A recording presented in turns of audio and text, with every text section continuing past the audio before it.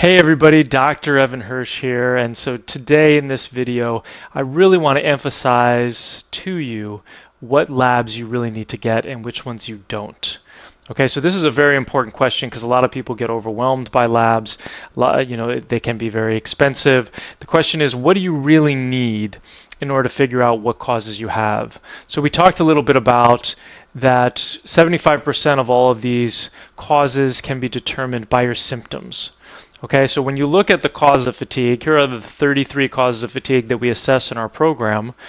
You take a look, I've got the key down here that says that if there's a plus next to it, so you see here plus, plus, plus, plus, plus, plus, the assessment is based more on your symptoms and your signs and then confirmed with labs. So you don't have to get labs for those.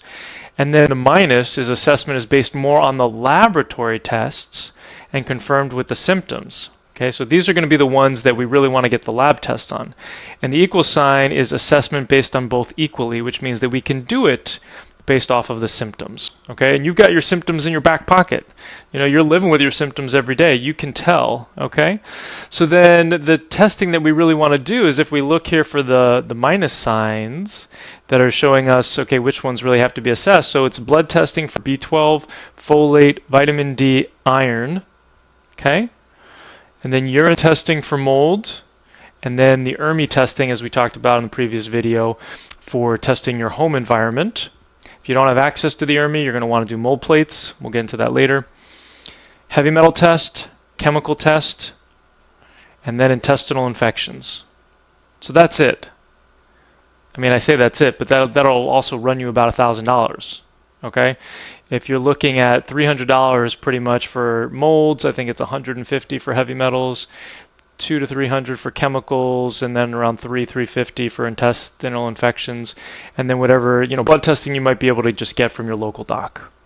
This is 25-hydroxy. So this one's 25-hydroxy vitamin D, and then the B12 and the folate. This is hopefully red blood cell folate, but even if it's not, it can still be a pretty good test. And then the vitamin B12. And then in terms of assessing for vitamin B12, we also want a CBC or a complete blood count. And